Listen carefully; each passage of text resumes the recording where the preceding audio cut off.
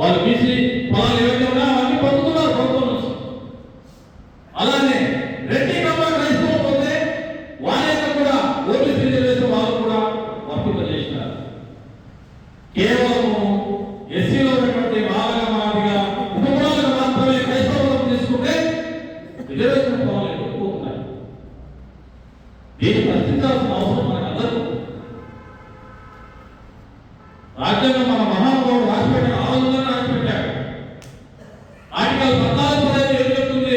రాజ్యాంగంలో మనం కల్పించేటువంటి హక్కుల ప్రకారం ప్రాంతమైన, కులమైన, మతమైన, లింగమైన, జన్మస్థలమైన ఏదైనా కూడా ఏ ఒక్కటి కూడా భారతదేశంలో పుట్టినటువంటి ఏ ఒక్కరు కూడా వెప్పకూడదని ఆర్టికల్ 14 చెప్తుంది. సమానత్వం చెప్తుంది.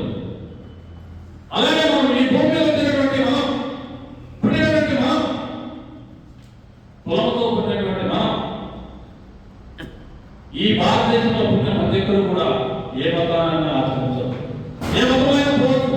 ఈరోజు హిందూ మతం ఉంటాం, రేపు క్రైస్తవ మతం ఉంటాం, రేపు ముస్లిం మతం ఉంటాం. రాజ్యాంగం కల్పించినటువంటి బాబాసాహెబ్ అంబేద్కర్ గారు కల్పించినటువంటి హక్కులు ఆల్రెడీ ఎవరు?